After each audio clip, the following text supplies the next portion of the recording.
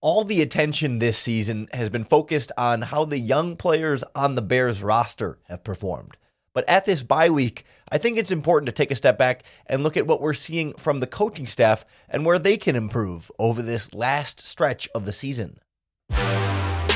You are Locked On Bears, your daily Chicago Bears podcast. Part of the Locked On Podcast Network, your team every day.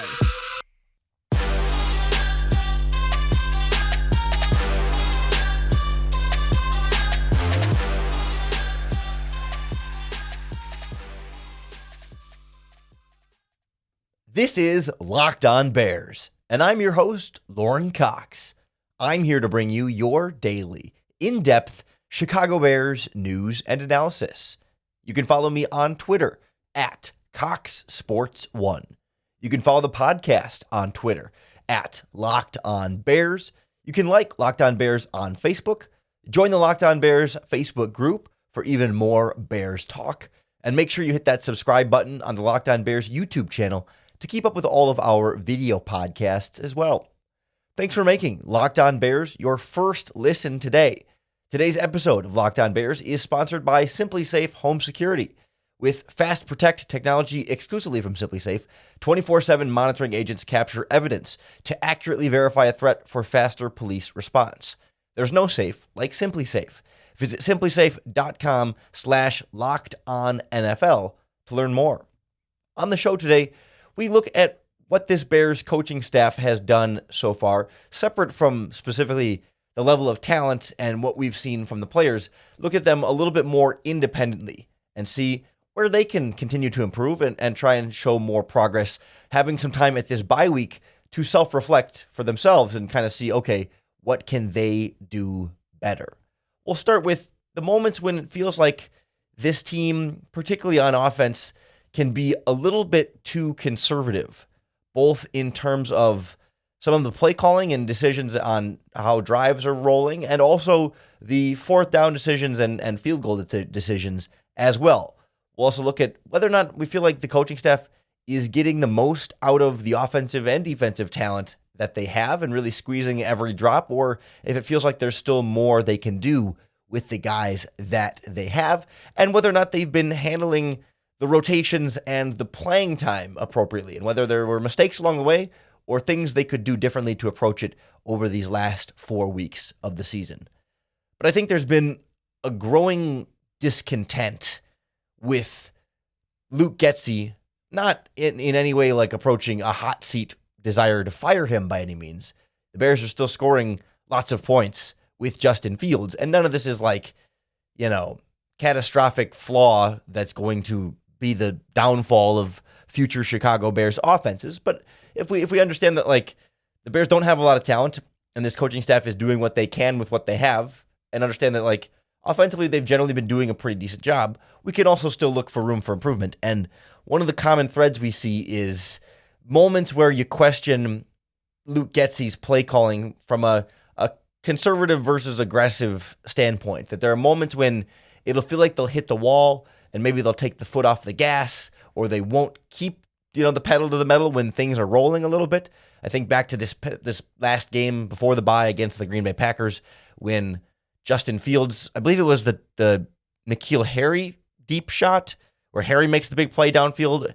I'm getting it mixed up for sure whether it was the Harry play or the Equanimeous St. Brown play where he threw him and beat Jari Alexander downfield. The immediate plays that followed that first down was like check down pass and a couple of runs, and the Bears end up settling for a field goal on that drive. And you just kind of felt like, okay, they just busted something big in the passing game. All right, things are rolling. Let's keep this offensive ship moving forward. And, well, okay, we're going to hand the ball off again and slow things down a little bit here and end up in third and medium, third and long, and not ultimately the drive kind of dies. And you weren't able to take advantage of the momentum from the big play that was kind of the catalyst of some success in that moment. And it just feels like there's this game flow issue sometimes where it's just not ideal, right? You want to keep things rolling there. They're not able to build off of that. And some of that is talent, right? I mean, if that running play breaks for a 10-yard gain, you're not complaining about it as much. Or if Justin Fields has an open receiver downfield and doesn't need to check down there, you're not complaining about it as much. I mean, it is outcome based, and outcome can a lot of times be impacted and determined by the level of talent. So it's not purely like Luke Getsy forgets how to call plays and it's totally his fault that those drives stall, but it just feels like we've seen throughout the season a little bit too conservative at times in willing to run the ball on 2nd and long or throw a short screen pass on 3rd and long, not fully trusting this offense to do big things, to just sort of say, to be content to punt and play the field position game sometimes. And there's a time and place for some of that. I just feel like we've seen it a little bit too much. And it's part of why we've seen the Bears blow some leads in the second half of some of these games and ultimately end up losing those games as a result. I also think some of the responsibility falls on Matt Eberflus when you talk about the Bears, I think, too often settling for a field goal and maybe not going for it on 4th down as much as you'd like.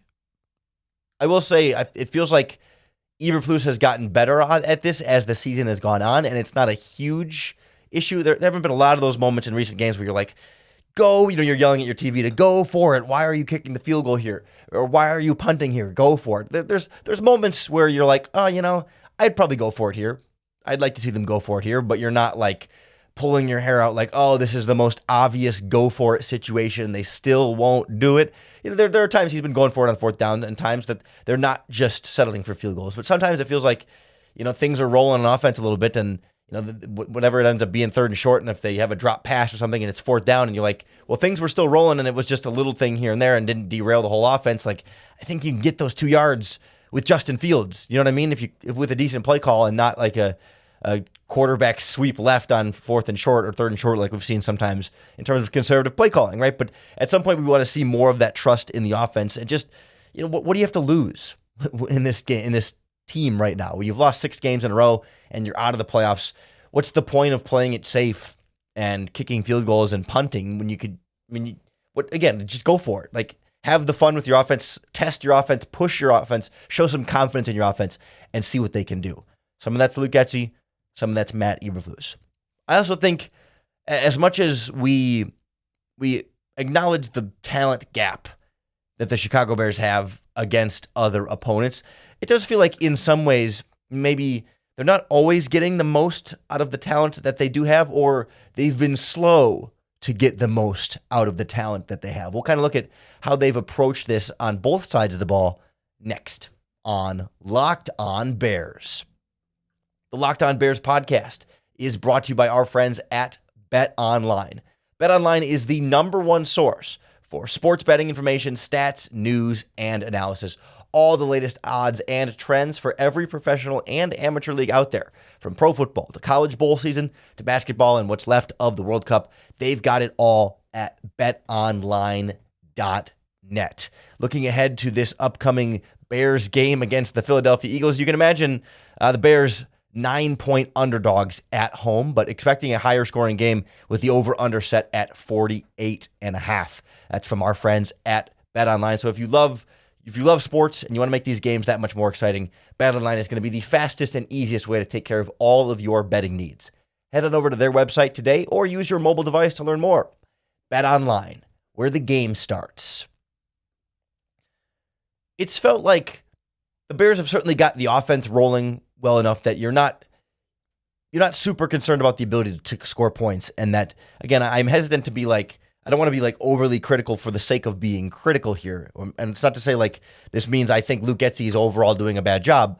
But if we're looking for room for improvement and things they can self-scout and work on, I don't know, it's felt to me like you haven't always seen them fully utilize the talent that they do have, albeit, lacking overall in numbers there. But I think specifically what stands out to me is like at wide receiver. You've seen them struggle to get Velus Jones more involved in the offense. And I know a lot of that, if not most of that, if not all of that, is on Velus Jones needing to learn the playbook and, execute his responsibilities consistently enough on offense for them to be able to trust him with a bigger role. But it has felt like even the times that he has gotten the ball, it's like it's a jet sweep here. They moved him to the backfield and gave him a toss a game or two ago. But it's not really like popping. You know what I mean? It doesn't feel like the most creative thing in the world. It's like, yeah, you put the speedy wide receiver on the field and send him in motion right at the snap. The defense might have the idea that maybe he's going to get the jet sweep handoff, right? Like it's not unexpected. It's not quick. It's not new. It's not fresh. It's not innovative. It's just like, yeah. And he's gotten some yards on some of them. And, some of it's on Velus Jones to do more with it when he does get the ball in his hands. But there's certainly a lot more room to take advantage of his speed and make things simple enough that he can be a bigger part of the offense, even if he's not all the way developed yet as a young football player. Or a guy like N'Keal Harry, a 6'4", big-bodied wide receiver that we know, not a good route runner, not a guy who's going to consistently get open. He's limited as a wide receiver. His skill set is not well-rounded. He's not fast. He's not going to run away from people and make guys miss. But he is big, and he is strong, and he has shown a propensity to be able to hold on to some levels of tight, contested physical catches. And yet, up to this point in the season, up to the bye week, his number of red zone targets this year, do you want to guess quick before I say it? 1. A 17-yard touchdown in week 8. I don't remember if it was the Dolphins game or the Cowboys game. His touchdown, whenever he had that one touchdown, that was his only red zone target that he's had this season. Now, this is not to say that N'Keal Harry is a great dynamic weapon who the Bears need to be getting the ball to all game, and every time it's in the red zone, just throw it to N'Keal Harry 4 times. No. But I think there's an opportunity there to use his skill set and his frame, the thing he can do well or better than the rest of his game. There's an opportunity to utilize more of that to your advantage. Like Darnell Mooney is the number 1 target for the Bears in the red zone. And of course, like you've been your most consistent and best wide receiver all season. You're going to throw the ball his way, but he's 5'10", 5'11", and not the biggest guy. He's scored touchdowns in the red zone and has been effective. It's not to say you shouldn't be throwing the ball to Darnell Mooney, but it's like they haven't been throwing it to Claypool in the red zone a ton either. It doesn't feel like they've properly utilized the big bodies that they have to use their big body skill sets at wide receiver. And we've heard sort of throughout this season, early on, Darnell Mooney wasn't really a big part of the offense. And we heard Matt Eberflus talk about how, we need to make sure we're getting him the ball more and be more intentional about getting him involved. And slowly but surely, they did. And he got going in this offense. And then we heard the same thing about Cole Kmet. It's like, he really wasn't producing much and didn't have a touchdown or anything. And Matt Eberflus admitted, we got to be more intentional about getting him more involved in the offense. And, they did. To their credit, they did. And it got things rolling. And now we're kind of hearing the same things about Chase Claypool, and we're seeing him a little bit more and more. But it's like, why is it taking so long each time? You know what I mean? Like, we all knew from week 1 that you got to get the ball to Darnell Mooney and Cole Kmet. And the moment Chase Claypool comes here, it's like, you're going to want to get the ball in his hands. So why has it been so difficult? Why has it taken so long for those guys to have production in this offense? Like, if they could never figure out a way to get them production, that's one thing. But it seems like they've more or less been able to snap their fingers and kind of just decide, oh, hey, you know what? We're going to get Darnell Mooney production now. Like, they've said they need to do it, and then they do it, which is good. But if they're able to just decide to do it, why didn't they do it earlier? You know what I mean? Like, were they not able to figure it out? Did they have to figure it out how to get Cole Kmet and Darnell Mooney more involved in the offense? I don't know. It just seems like it's something they seem to be capable of doing on a fairly quick turnaround and on a whim, and I don't know why they haven't done that sooner. But we've also seen them hesitant to get certain players involved on both sides of the ball. And we hear Matt Eberflus talk a lot about how, we got to see how Tevin Jenkins is doing at practice and then see if he's going to start or rotate at right guard early in the season. And now it's like, Alex Leatherwood has to play a little better at practice, and Velus Jones has to do more, show us what he can do at practice on Wednesday, Thursday, and Friday to determine what he can do on Sunday. And I just wonder, are they too reliant on what they do at practice? Do they put too much stock in what happens in a practice environment that is notably different than the live game environment? And are some players just guys that turn it on when it's real? When it's a real moment and you're on the field, there's a crowd, you're in Soldier Field or on the road, the lights are on if it's a night game, but you're in that, there's stakes. And some guys dial in when the pressure is on and they make plays. And maybe those same guys aren't as focused at practice because there's more distractions. It's not really, it's artificial. People aren't really tackling you. It's not a real opponent. There aren't real stakes. I just wonder if when you put so much emphasis on practice, do you miss out on guys who might be able to perform better in games than they do at practice? It's just a theory. It's just a hypothesis. It's not to say that I know better than Eberflus and Getsy, because I'm not even watching practice. We don't get to see what they do at practice. So no, by no means am I saying this is the right way to do it and they're doing it the wrong way. I'm just asking the question. Is there too much of a reliance on practice? We don't have the answer to that. And perhaps this is the right approach, because we have seen that when they wait and Tevin Jenkins does better at practice and then gets more opportunities in the game, he does really well in those games. And maybe it took that practice development for these players to be better in games once they do take the field. I'm not saying they're wrong. I'm just curious if maybe it's too hard line on practice being what determines what happens, whether you get to play in the games, as opposed to giving guys a chance in the game and seeing how they do. And if they struggle in the game, then of course, take them out. But maybe just a little bit of that faith or blind faith, a little bit of like, hey, okay, we're going to throw you out there and see what you do. Because again, in this season, what do you have to lose? I feel like it's a similar approach to some of the things we've seen them do defensively, where you would have just liked them to maybe be a little quicker on who they get involved on this Bears defense, albeit with an even more Bear cupboard than what we see on this Chicago Bears offense. We'll kind of look at Alan Williams and the defense and what they've done well and not as well next on Locked On Bears. The Locked On Bears podcast is brought to you by our friends at PrizePicks, the better way to do daily fantasy sports, because PrizePicks puts you in complete control. Other daily fantasy sports platforms, you're reliant on what someone else does. What's in someone else's lineup will determine whether or not you win or lose, because it's you versus them. But with PrizePicks, you're in complete control because it's just you versus the house. You pick 2 to 5 players, and if they score more or less than their PrizePicks projection, you can win up to 10 times your money on any entry. Not only on Bears games, but across all of professional sports, really obscure sports leagues, college sports, and so much more. And it's really easy to enter. Literally takes 60 seconds or less. So download the PrizePicks app or go to prizepicks.com and sign up to play daily fantasy sports. First-time users can receive a 100% instant deposit match up to $100 with our promo code LOCKEDON. If you deposit $100, PrizePicks will give you $100. You deposit $50, PrizePicks will give you $50. Just don't forget to enter that promo code LOCKED ON at sign up for an instant deposit match up to $100. I generally feel like Bears defensive coordinator Alan Williams has tried a lot of different things to get this Bears defense going this season.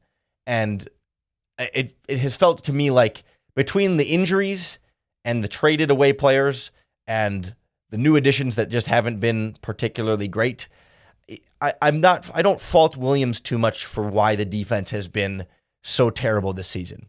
And we talked on a podcast 2 or 3 weeks ago now, I think, about the Bears' pass rushing problems. And we went through on that podcast all the different things on tape that you've seen Alan Williams try in terms of blitzing and lineups and rotations and stunts and guys come from different spots and dropping 8 into coverage. I mean, it's really felt like they've tried everything they can from a pass rush standpoint. And so I'm hesitant to be too critical of the defensive coaching here, because I don't have, there's not an answer to, oh, here's what the coaching staff needs to do better and then the defense will be good. No, that's not what I'm here to say at all.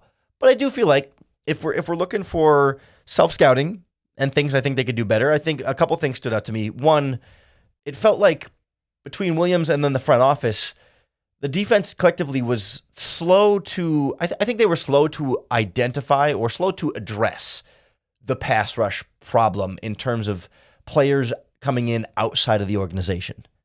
That the pass rush was already weak to start the season. I understand wanting to see what they can do for the first 4, 5, 6, 7, maybe 8 weeks to see if some of these younger players get a little bit better or some of the new additions get a little bit more comfortable. But, once you traded Robert Quinn, you didn't really see a specific, prominent effort to replace him. They didn't go out and immediately sign a free agent to kind of shore things up there. They didn't make, not that you're signing a Pro Bowl or anything, but right, they kind of just said, all right, we'll just roll with the guys we got. It was the guys that were already under contract, Gibson, Muhammad, Robinson, and then Kingsley Jonathan. And they rolled with that for a while, and the pass rush still wasn't very good, and it was still a lot of the same guys. And it wasn't until the last, 2 or 3 or 4 weeks now that, they brought in Taco Charlton off of, I think, the Saints practice squad, but he had played with Matt Eberflus in Dallas before. He was first-round pick from Dallas. And now this last week, they brought in Andrew Brown off of the Arizona Cardinals practice squad. And I think they've made a couple of additions to their own practice squad to have other players in the building. And it just felt to me like, why did it take so long to identify that adding more players on that defensive line was necessary?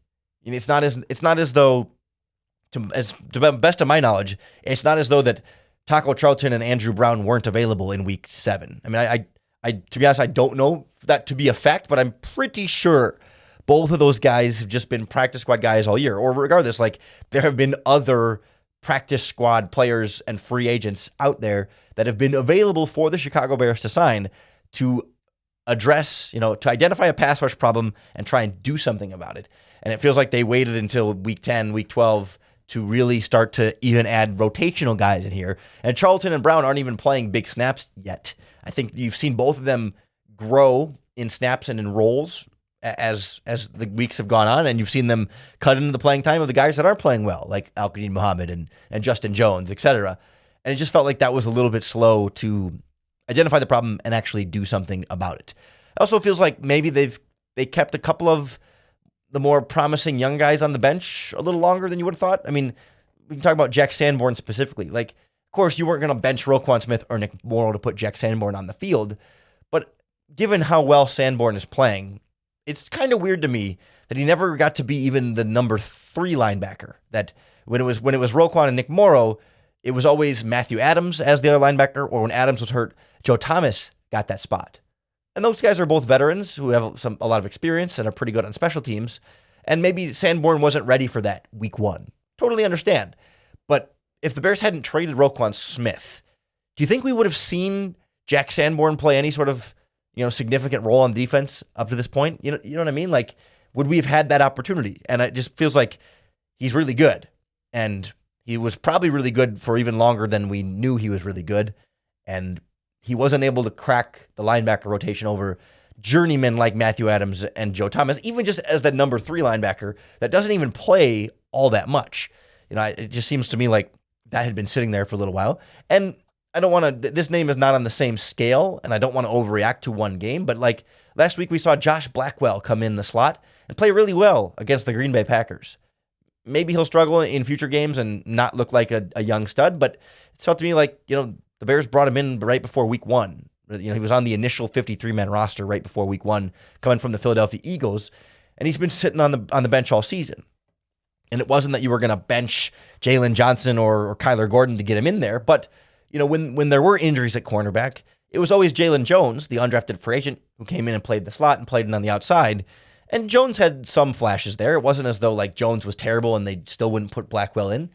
But it just seems like, all of a sudden Blackwell gets in there and you're like, wow, that guy looks pretty good. Where has he been? Well, he's been on the roster the whole time, but they wouldn't play him higher up on the depth chart there. And I just, again, I kind of wonder, are they missing some of the talent that they do have in the younger players on the roster that just haven't gotten the opportunity to show more of what they can do? And it's much more about Sanborn than Blackwell, but Blackwell is in that conversation there as a guy that's he's looked pretty good and probably should have been playing over a guy like Jalen Jones earlier in the season, given how well he's playing.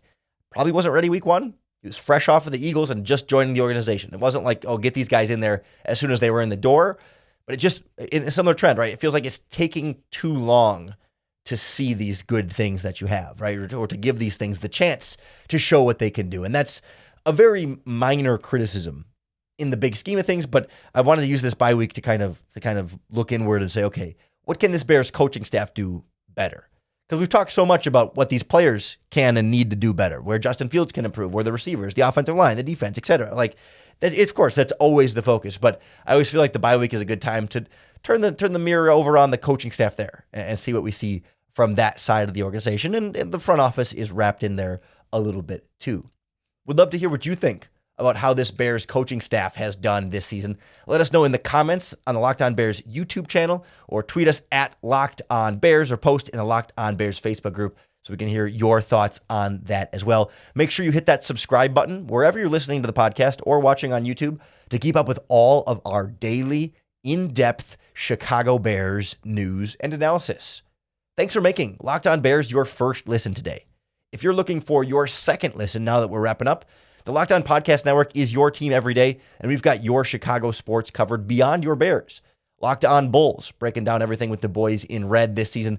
Locked On Cubs and Locked On White Sox, keeping tabs on the baseball free agency in the offseason. Locked On Blackhawks in the hockey season. And Locked On College Sports, Locked On Fighting Illini and Northwestern Wildcats as well. So go check out our other Chicago sports here on the Locked On Podcast Network. Then come on back tomorrow for another episode of Locked On Bears and another opportunity to bear down.